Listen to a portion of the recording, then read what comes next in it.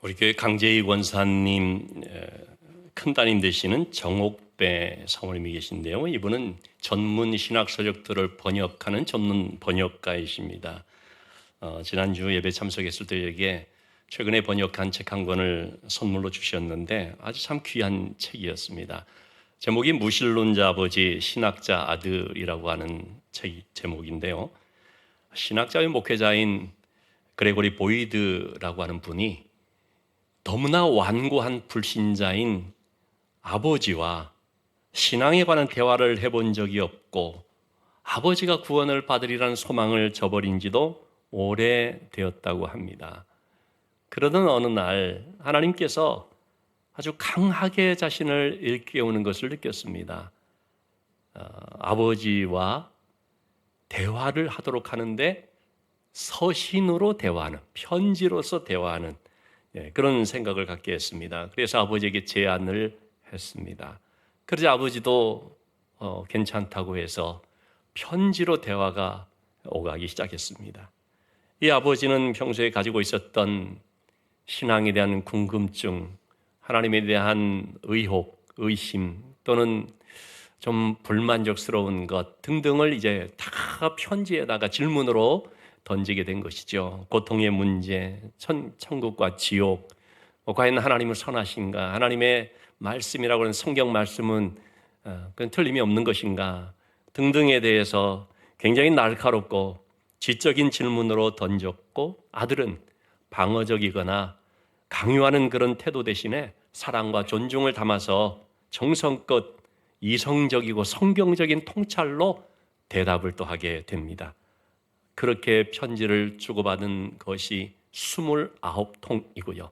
그렇게 한 지 2년 정도 지났을 때 74세였던 이 아버지가 마침내 주님 앞에 무릎을 꿇고 회심하는 일이 있게 됐습니다.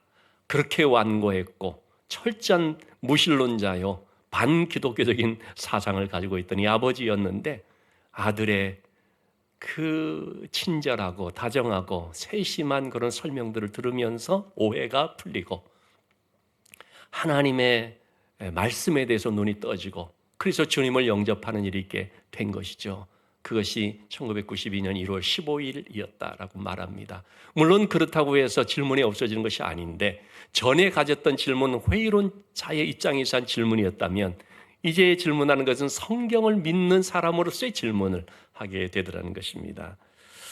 그렇게 29통의 편지가 책으로 무신론자 아버지, 신학자 아들이라는 책으로 나오게 되었고 그것이 참 많은 사람들에게 큰 울림을 주고 특별히 회의론자들의 마음을 사로잡았다고 합니다. 그 가운데 19번째 편지 내용을 오늘 우리 주보에 제가 좀 소개를 했습니다. 그 19번째 편지는 뭐냐면요. 성경이 과연 하나님의 감동으로 기록된 것이 맞는가? 왜 하나님의 감동으로 기록됐다고 생각하느냐라는 그런 질문에 대한 답변이 되겠습니다. 그래서 아들인 그레고리 보이드는 자신이 어떻게 성경을 통해서 예수 그리스도 나의 구주로 고백하게 되었고 만나게 되었고 고백하게 되었는지 등등 얘기를 하게 되는데 그러면서 어떤 객관적인 증거 이런 근거들이 필요하기 때문에 이런 부분을 또 좀 설명을 하게 됩니다. 무엇보다도 구약의 수많은 그 예언들이 예를 들면 예수님께서 베들레헴에 온다든지 나귀 타고 입성한다든지 이러한 그 많은 구약에 예언된 것들 예수님의 고난 죽으심 그리고 부활 이런 것들이 어떻게 신약 성경의 신약에 성취가 되었는지를 다 얘기를 하는 것이죠. 이것은 우연히 이루어질 수 없는 사건들이라는 거죠. 절대자이신 하나님께서 계심으로 이것들이 이루어지지 않는 이상은 설명할 수가 없는 것임을 이제 얘기를 하는데 한 예로서 제가 오늘 그래서 주보에 조금 그 내용을 실은 건데요. 에스겔 선지자가 예언한 에스겔서 26장 7절 8절 말씀인데요. 이 두로에 대한 예언을 이제 언급을 합니다. 이 두로는 당시에 에스겔 때만 하더라도요. 굉장한 항구 도시로서 엄청난 부흥, 번영을 이루는 도시였거든요. 그래서 두로가 여러분 성경을 보신 분들은 아시겠지만 에스겔서나 예레미야 같은데 두로가 얼마나 큰 소리 치는지 얼마나 하늘 높은 줄 모르고 교만해지고 우리를 무너뜨릴 자가 누구냐. 그럴 정도로 두로가 아주 철옹성이었고요. 누구 하나를 건들 수 없는 왜냐하면 좀 떨어진 섬 쪽에 있었기 때문에요. 그런 두로인데 이 두로가 망하게 될 것을 말하는데 직접적으로 느부갓네살에 의해서 이 두로가 무너지게 될 것을 예언을 했거든요. 근데 그로부터 수년의 시간이 지난 다음에 이 느부갓네살이요 13년 동안 이 두로 성을 에워싸고 공략을 해서요 마침내 무너지게 됩니다. 그러니까 이런 것들이 그대로 그 시대가 좀 지나서 성취가 되더라는 거죠. 12절의 말씀 보면 심지어는 그 두로가 어느 정도까지 무너지게 되느냐면 물 가운데 던져질 것이다라고 완전히 그냥 침몰되듯이 폐허가 되는 정도가 아니고 완전히 그냥 평지가 돼버리는 그런 식이 되는데 이게요 한 150년, 200년이 지나서 알렉산더 대왕에 의해서 낱낱이 이루어졌다는 것입니다. 그때의 알렉산더가 이 두로를 완전 무너뜨리는데 그냥 그냥 그런 어느 정도만 한 것이 아니라 그냥 평지가 될 정도로 다른 나라를 침략할 수 있는 어떤 그런 길을 만들면서 그러면서 이제 어떤 둑길을 만들었다라고 표현되어 있는데요. 그럴 정도로 이렇게 너무나 세밀하게 성취가 되어진 이런 부분들을 이제 얘기를 합니다. 그런 점에서 성경은 고고학적으로 정확하다는 것이 여러 번 되풀이해서 입증이 됐다라고 말하고 특히 타임지에서 미국의 대표적인 그런 시사 잡지 아닙니까? 타임지에서 이렇게 말한 것을 인용을 했습니다. 성경은 종종 역사적인 세부 항목들에서 놀라울 만큼 정확하다. 이전 세대 학자들의 일찍이 짐작했던 것보다 더 그러하다. 그리고 2세기가 넘도록 견딜 수 없을 정도로 가장 맹렬한 과학적인 포화를 맞고도 성경은 살아남았다. 그리고 아무 포위 공격에는 더 잘 견딜 것이다. 그러면서 이제 성경이 얼마나 틀림없는 진실인지 사실인지를 말해주고 있죠.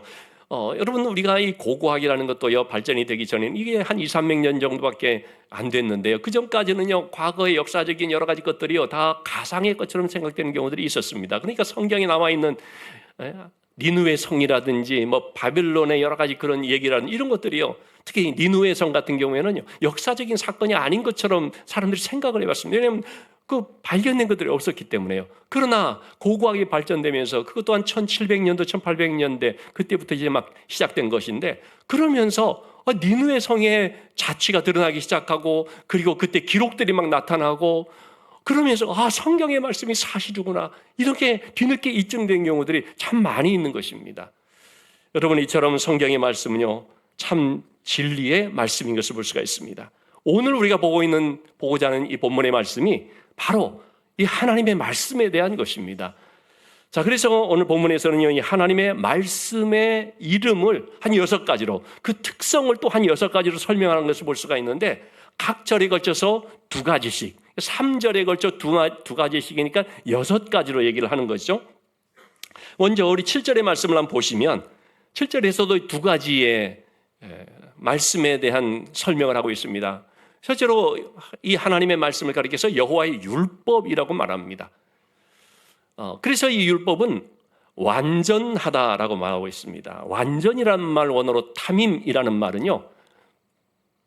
이게 구약시대 제사를 드릴 때 제물에 쓰여졌던 말입니다. 여러분 구약 때 제물을 바칠 때 어떤 제물을 바쳤습니까? 흠없고 티가 없는 완전한 제물을 바쳐야 됩니다. 그렇지 않으면 그 제물은 용납되지를 예배의 제사에 가지고 올 수가 없습니다. 제사장은 그냥 빠꾸시키는 것이죠. 그러니까 흠이 없고 완전한 제물이 되어야 된다. 이때 쓰여진 말이 타밈이라는 말입니다. 그러니까 하나님의 말씀은요 그렇게 흠이 없고 완전하다는 것입니다.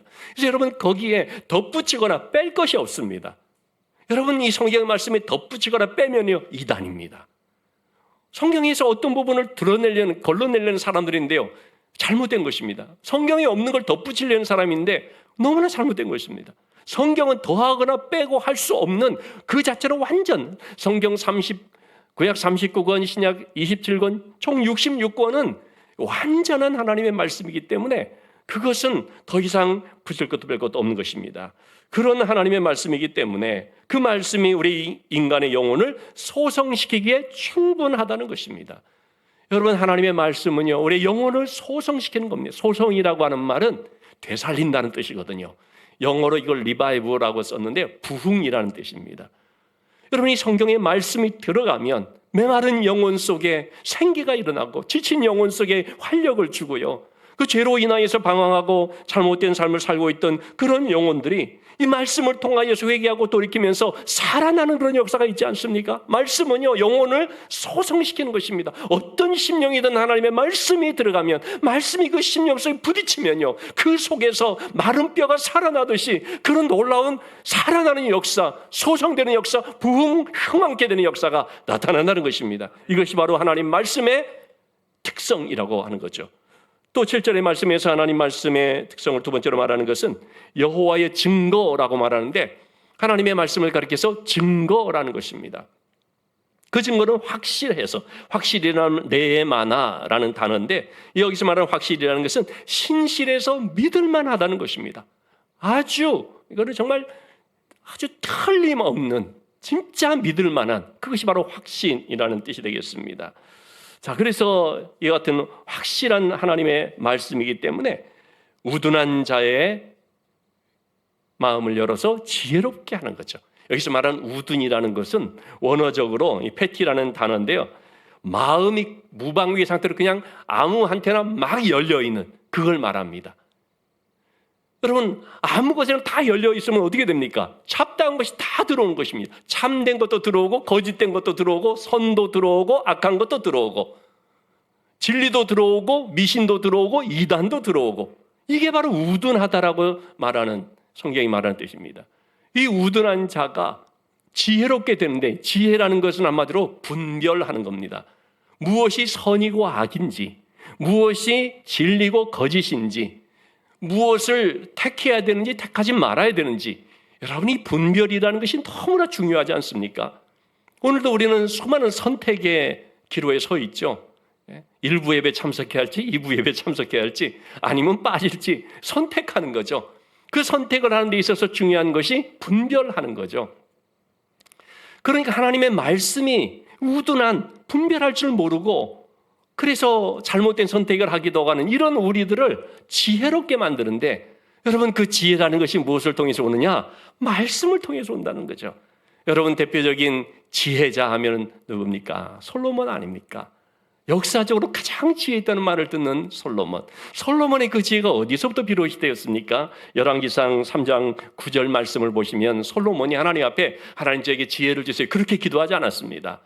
하나님, 제가 이 나이, 어린 나이에 수많은 백성들을 다스릴 수 있는, 특히 재판하는 자리에 오른 왕이 됐는데 저는 너무나 어리고 너무나 부족합니다. 그래서 저에게 선악을 분별할 수 있도록 지혜를 말하는 거거든요. 이게 듣는 마음을 종에게 주사. 듣는 마음. 뭘 듣는 마음이겠습니까? 하나님 말씀을 듣는 마음입니다. 그러니까 여러분, 우리는요, 하나님의 말씀을 듣는 가운데서 분별하는 지혜를 얻게 됩니다. 솔로몬이요, 바로 이러한 하나님의 지혜를 얻게 되니까 누가 진짜 엄마고 누가 가짜 엄마인지를 딱 구별하지 않습니까? 두 여인이 와서 서로 자기의 애라고 막 할 때에 솔로몬이 명판결을 하죠. 칼을 가지고 아이를 두 도망 내서 나눠줘라. 그랬더니만 가짜 엄마는 그렇게 하라고 하고, 진짜 엄마는 어떡합니까? 내가 가지지 않아도 좋으니까 그냥 이 애를 저 여자한테 주라고. 그러자 솔로몬이 이 사람이 진짜 엄마다. 사람들이 뭐 깜짝 놀랐죠. 이런 것이 분별하는 지혜인데 그게 어디서부터 왔느냐? 하나님 말씀을 듣는 마음에서부터 왔다는 것입니다. 그래서 우리가 하나님의 말씀을 잘 들을 때에 우리는 이 하나님의 지혜, 위로부터 임하는 지혜를 얻게 되는 줄로 믿습니다. 8절의 말씀에서 또 하나님의 말씀을 이렇게 설명을 해주고 있습니다. 여호와의 교훈이라는 것입니다. 우리를 가르치는 교훈이라는 말이죠. 근데 그 교훈은 정직하여, 여기서 정직이라는 말 야사르라는 단어인데요, 이것은 휘어지지 않고 똑바르다라는 뜻입니다.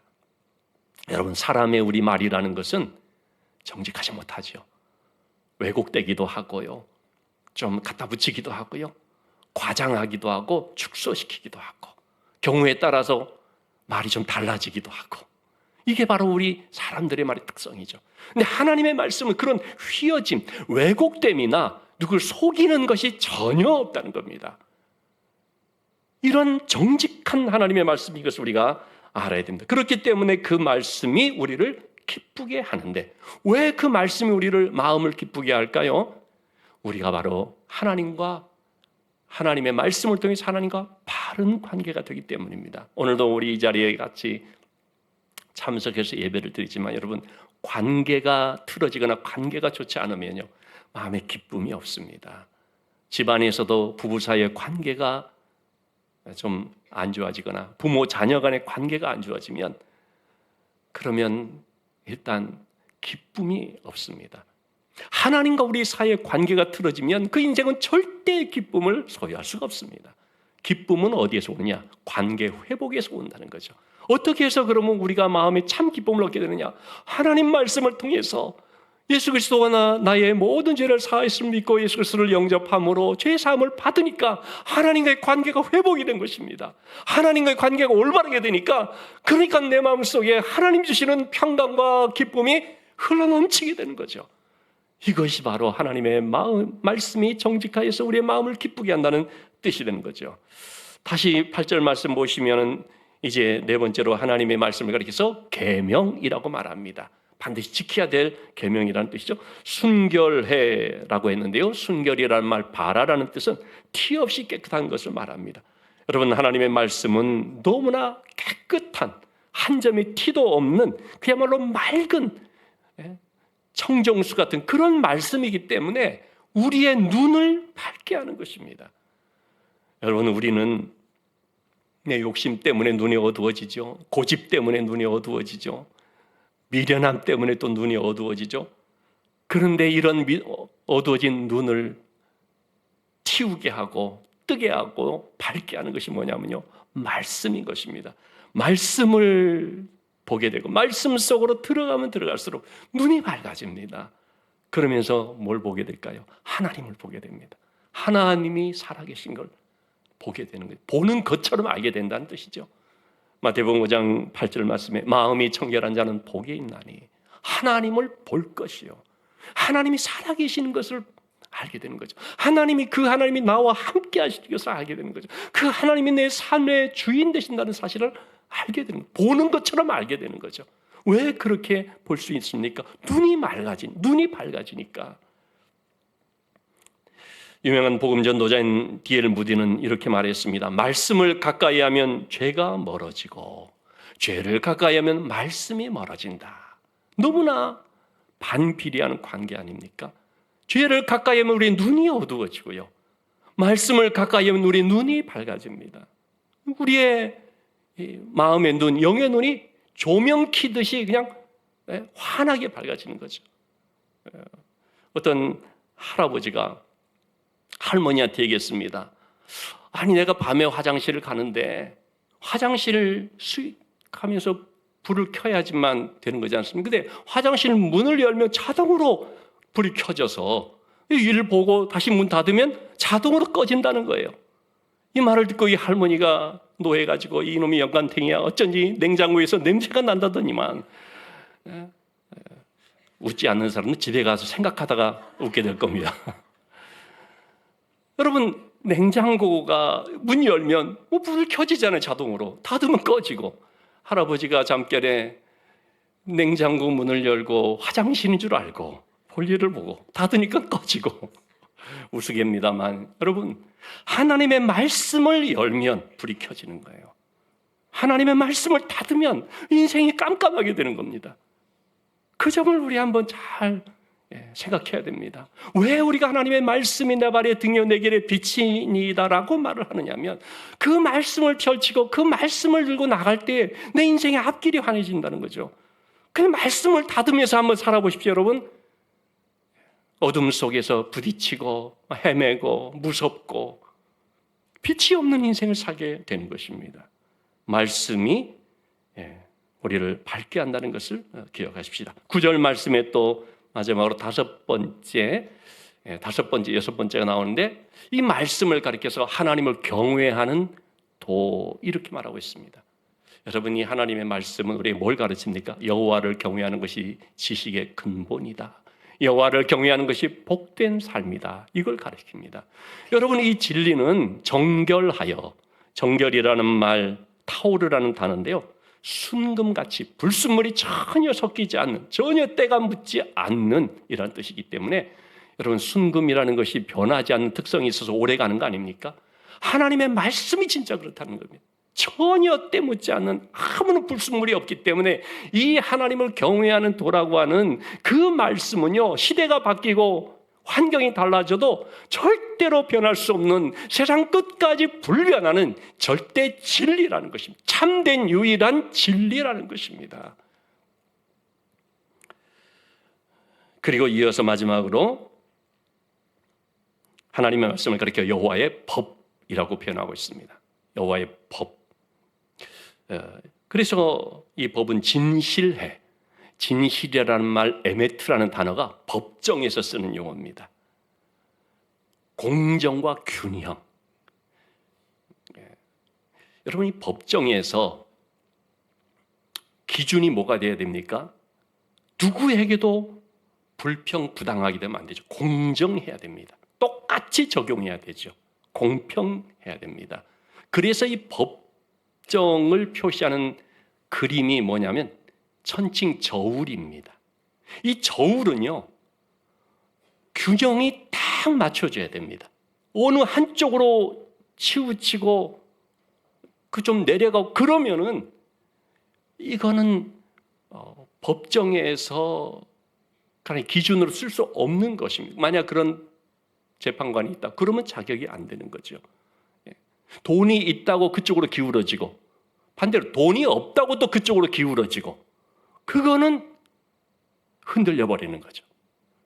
이처럼 절대적인 균형을 갖고 있는 그 기준 되는 것이 하나님의 말씀, 진실이라고 하는 말씀이라는 거죠. 그래서 성경이 여러분 여호수아 1장에서 그 얘기를 하지 않습니까? 너는 이 말씀을 잘 갖고 좌로나 우로나 치우치지 말며. 여러분, 이때 좌로나 우로나 치우치지 말라는 것은 우파도 되지 말고 좌파도 되지 말고 중도가 되라, 그 뜻이 절대 아니라는 거죠. 뭘 가지고 이 말한 거냐? 저울을 두고 말을 한 것입니다.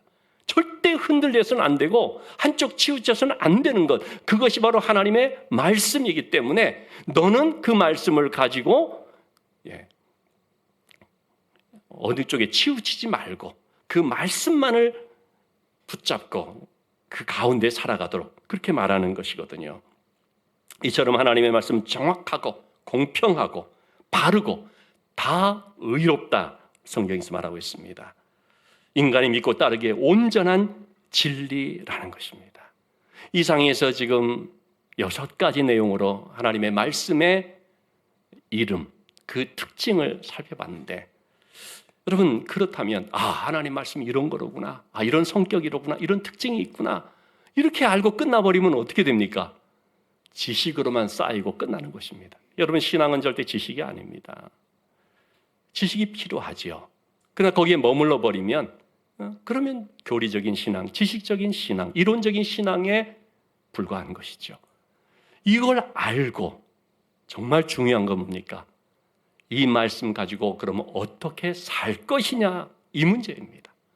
하나님의 말씀은 이런 것이기 때문에 그러면 너는 이렇게 살라고 하는 것이 오늘 성경의 본문입니다. 그러면 우리가 이 말씀에 대해서 어떤 자세를 가지고 어떻게 살아야 되겠습니까? 2가지를 살펴본다면, 첫째는 사모해야 된다는 겁니다.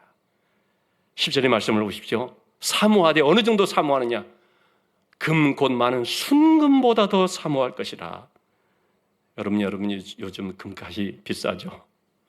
이 순금이라고 하는 것, 세상에서 가장 가치 있게 여기고 탐내는 귀한 것을 말합니다. 사람들이 그래서 가장 사모하는 것, 재물, 이것을 이제 금으로 표현한 것인데, 근데 여러분, 이러한 금, 재물이 아무리 많아진다고 해도 그것이 우리의 인생을 달게, 살맛나게 할 수 있습니까?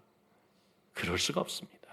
여러분, 재물을 많이 갖고 있다고 해서 그것이 사람을 변화시킵니까?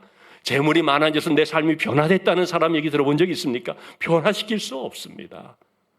재물이 많아지면 오히려 더 탐욕적이 되는 경우가 많죠. 재물로 인하여서 우리가 죄와 죽음에서 구원을 받습니까? 그게 아니죠. 많은 재물을 가질 때 오히려 그게 자신을 교만하게 하고 더 죄짓게 하고 죄의 구렁텅이로 빠지게 하고 오히려 인생이 변질되고 잘못되고 망쳐지는 경우들이 많은 것을 우리가 보게 되죠. 우리를 진정으로 변화시키고 구원에 이르게 하는 유일한 길은요, 오직 말씀입니다. 순금보다 더 귀한 말씀입니다. 그 말씀이 우리 인생을 참맛을 내게 하고 영원한 맛을 맛보게 해주고 우리 영혼에 참 기쁨과 위로와 평강과 용기를 주는 것입니다. 그래서 그 어떤 것보다 세상 어떤 부귀영화 재물보다 비교할 수 없을 만큼 소중한 것이 말씀이기 때문에 너는 그 말씀을 사모하며 갈망하라라고 말하고 있습니다. 말씀의 맛을 본 자는 그 말씀이 꿀보다 더 달다라는 고백을 하게 되는 것입니다. 그런 말이 절로 나오게 되죠. 어떤 분이 성경을 읽지 않아서 아니 집사님 요즘 왜 성경을 보지 않습니까? 아이 목사님 제가요 단 걸 싫어해가지고요 단 거 끊었잖아요. 예. 여러분 말씀이 달다는 것은 그런 식의 단 거를 말하는 게 아닙니다. 핑계대면 안 됩니다. 말씀이 꿀과 송이꿀보다 더 달도다. 말씀이 그렇게 맛이 있다는 것입니다. 여러분 맛집이라 그러면 얼마나 많은 사람들이 몰려갑니까? 멀어도 찾아갑니다. 그게 바로 사모하며 갈망하는 것입니다. 그 맛을 아니까 우리가 하나님의 말씀에 대해서 식탐을 가질 필요가 있습니다. 다른 것은 식탐을 가지면 안 되지만 말씀에 대해서는 우리가 식탐을 가질 필요가 있습니다. 그래서 말씀을 사모하고 갈망하는 것인데 그게 구체적으로 나타나는 것이 뭐냐면 묵상하는 것입니다. 14절의 말씀을 보면요, 내 마음의 묵상이 주께 연락되기를 원합니다. 그랬죠? 여러분 묵상이라고 하는 것은 마음에 새기고 좀 생각하고 사색하는 거 아닙니다. 이 번역이 사실 조금 소극적인 그런 번역이 된 것 같은데요. 성경의 묵상이라는 말은 그런 게 아닙니다. 하가라는 이 단어는요 굉장히 적극적인 의미를 가지고 있는데 이 하가라는 말 뜻은 뭐냐면요, 맹수가 먹잇감을 앞에 두고 으르렁거리는 거, 비둘기가 먹이를 놓고 구구구구 거리는 거, 이게 하가입니다. 그 소리 내는 거. 그래서 이사야서 31장 4절 말씀에 사자가 먹이를 앞에 두고 먹이를 움키고 으르렁거릴 때에 이 으르렁거릴 때를 하가 묵상이라고 말한 겁니다. 그래서 여러분 우리가 성경을 묵상한다는 것은요 진짜 맛있는 음식을 앞에 두고 이거 막 먹으려고 하는 그게 바로 묵상이다. 이런 적극적인 뜻이 있다는 것을 우리가 알 필요가 있습니다. 그런 점에서 우리는 이 하나님의 말씀을 내 양식으로 집어삼키려고 하는 이런 자세가 필요합니다. 여러분 우리는 세상에서 그 어떤 것과 비교할 수 없는 너무나 귀한 하나님의 말씀을 받은 자들입니다. 그 말씀을 통해서 죄사함과 구원의 은혜를 체험한 사람들입니다. 계속해서 그 복을 누리기 위해서는요 말씀을 힘써 사모하고 갈망해야 되고 묵상해야 됩니다. 열심히 읽고 믿고 순종함으로 말씀 안에 거하는 삶, 하나님을 의지하는 삶이 될 수 있기를 주님의 이름으로 축원합니다. 하나님의 말씀에 대해서 두 번째 자세는 뭐냐면 11절 말씀인데요, 주의 종이 이것으로 경고를 받고 지킴으로, 하나님의 말씀을 나에게 주시는 경고의 말씀으로 삼아서 그것을 정말 잘 지킬 수 있어야 됩니다. 여러분 하나님의 말씀이라고 하는 것은 단순히 금지하는 명령, 이거 하지 말라 저거 하지 말라, 그게 아니고요, 부모님이 사랑하는 자녀들한테 너 이거 하면 안 된다 이러면 큰일 난다 이렇게 경고하지 않습니까? 그거 왜 그렇습니까? 보호하기 위한 거죠. 하나님의 말씀도 우리를 잘못되지 않게끔 지키는 사랑의 경고라고 할 수가 있습니다. 그래서 미리 위험을 알려주고 보호해 주는 것입니다. 우리는 그 경고의 말씀을 그냥 귓전으로 듣고 지나가 버리면 안 되죠. 그걸 마음에 새기면서 잘 지켜서 순종하고 실천해야 됩니다. 그럴 때에 우리 출애굽기 20장 6절 말씀 나오는 것처럼요, 나를 사랑하고 내 계명을 지키는 자에게는 천대까지 은혜를 베푼다. 하나님의 풍성한 축복과 영적인 보상을 약속해 주고 있는 것입니다. 여러분, 우리가 하나님의 말씀을 나에게 주는 경고로 듣고 잘 지킬 때 그 말씀이 결국은 죄로부터 나를 지키고요, 세상 유혹으로부터 나를 지키고요, 하나님 앞에 성결한 백성으로 살 수 있도록 우리를 도와줍니다. 왜 하나님의 말씀을 통해서 우리가 그런 삶을 살 수 있게 됐냐면요, 말씀이 능력이기 때문인 것이죠. 말씀이 우리를 그렇게 살게 하는 능력을 갖게 하는 것입니다. 디모데후서 3장 16절 17절 말씀은 그렇게 말하고 있죠. 모든 성경은 하나님의 감동으로 된 것으로 교훈과 책망과 바르게 함과 의로 교육하게 유익하니 이는 하나님의 사람으로 하여금 온전하게 하며 모든 선한 일을 행할 능력을 갖추게 하려 함이라. 선한 일을 하고 싶지만 능력이 없을 때 우리가 못하는데, 그럴 수 있도록 능력을 갖추는 것이 바로 하나님 말씀이라고 하는 것입니다. 그래서 우리는 내 힘으로는 세상을 이길 수가 없는데, 왜냐하면 내가 얼마나 연약한 존재입니까?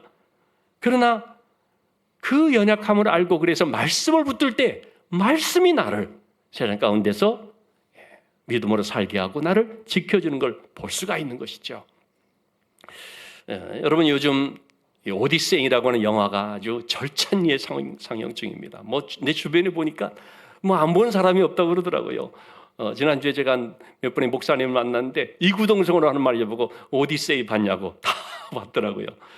여러분, 이 오디세이라고 하는 작품은 우리가 잘 알고 있는 것처럼 그리스 로마 신화 가운데 또 등장하는 여러 그 배경들이 있죠. 트로이 전쟁을 마치고 나서 자기의 집으로 귀향하는 오디세우스라고 하는 이 왕이 여러 난관을 만나면서 뚫고 마침내 그 귀향하는 과정을 소개하고 있죠. 그 과정 속에 각종 위험과 도전과 어려움들을 겪는데, 그 중에 아주 좀 많이 알려진 특징적인 것이 하나 뭐냐면 세이렌이라고 하는, 이 세이렌이 바로 이 스타벅스의 그 마크가 됐죠. 이 세이렌이라고 하는 얼굴은 사람이고 이 몸은 새, 그런 아주 그 매혹적인 노래로 사람을 유혹하는 그런 일종의 마녀라고 볼 수가 있는데, 그런 그 세일렌이 있는 바다를 이제 지나가게 되는 거죠. 그 바다를 지나면서 이 세일렌의 노래에 유혹이 돼서 그 살아남은 사람이 없는 거죠. 다 하면서 그냥 배가 좌초가 되고 바다로 떨어져서 죽고 그런 거죠. 오디세이가 그 경고를 들었습니다. 세일렌 바다를 지난다. 그때 오디세이가 이렇게 생각 안 했습니다. 다른 사람들은 그렇게 그냥 나약하게 다 그럴지라도 나는 안 그래. 내가 영웅인데, 나 오디세우스야. 이런 식으로 그냥 한번 그냥 가지. 이렇게 한 게 아니었다는 것입니다. 그 경고를 귀담아 들은 겁니다. 그래, 나는 연약한 자야. 귀담아 듣고, 그래서 항해하면서 부하들에게 어떻게 합니까? 밀랍으로 만든 그걸 가지고 귀를 막도록 하죠. 듣지 못하게. 그리고 자기는 돛대에다가 몸을 칭칭 묶어가지고 내가 아무리 얘기를 해도 절대 풀어주지 말도록 꽁꽁 묶어놓도록 하지 않습니까? 그래가지고 통과를 하는데, 아니나 다를까 그 묘령의 음악에 그냥 미혹이 돼가지고 몸부림을 치는데 묶여 있잖아요. 그래서 마침내 무사히 통과하거든요. 오늘 우리 찬양대에서 찬양했습니다마는 본향을 향하여, 우리는 바로 귀향하는 본향을 향하는 사람들입니다. 인생의 거친 들에서 하룻밤 머무는, 거친 광야를 지나는 길도 있고 또 거친 파도를 헤치는 항해하는 과정도 있고, 여러분, 그 항해하는 항해자로서 우리가 어떻게 위험들, 유혹들을 이겨나갈 수가 있습니까? 하나님의 말씀을 통하여 우리를 하나님께 붙들어 매면 되는 것입니다. 하나님의 말씀을 경고로 삼아서 난 괜찮아, 그게 아니라 그런 사람들은 여지없이 깨지거든요. 삼손도 보십시오. 다윗도 보십시오. 하나님의 말씀에 대해서 좀 안일한 가운데 있을 때 그만 유혹에 넘어가지 않습니까? 그런 것들을 보고 우리가 경고로 삼아서 날마다 우리가 하나님의 말씀을 통하여서 나를 하나님께 붙잡아 매는 것입니다. 그럴 때 우리가 세상의 어떤 것도 듣지 않게 되고 설령 유혹이 와도 이겨나갈 수가 있게 되는 것이고, 마침내 그리웠고 그리던 본향으로 도착하게 되는 거죠. 이번 한 주도 여러분 하나님의 말씀을 사모하며 갈망하며 묵상하면서 그 말씀을 경고로 삼아 잘 듣고 순종하여 날마다 하나님과 연합된 밀착된 삶을 살 수 있게 되기를 주님 이름으로 축원합니다.